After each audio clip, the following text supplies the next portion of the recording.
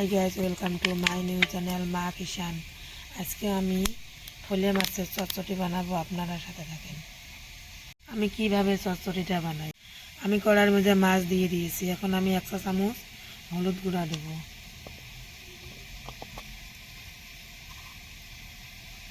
লবণ দেব আমি 2 চা চামচ, লঙ্কা গুঁড়ো 1 চা চামচ দেব, জিরে গুঁড়ো 1 চা চামচ দেব। এখন আমি লঙ্কা কুচি, পেঁয়াজ কুচি দেব। আমি এখন মিঠে তেল দেব। আমি সর্ষে বাটাটা দেব। আমি এখন ভালো করে মেখে নেব।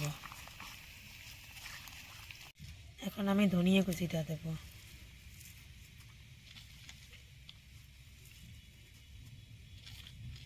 এখন আমি ধনিয়া কুচি দিয়ে মাখিয়ে নেব।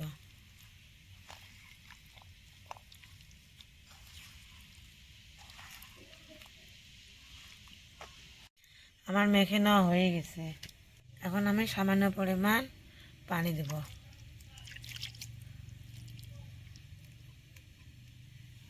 আমি 4 মিনিটের জন্য চুলের মধ্যে এখন বসে দেব।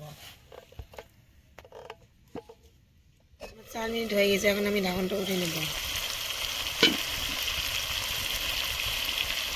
আমার মাছটা হয়ে গেছে। আমার মাছের রেসিপিটা ভালো লাগলে লাইক, কমেন্ট, শেয়ার, সাবস্ক্রাইব করুন।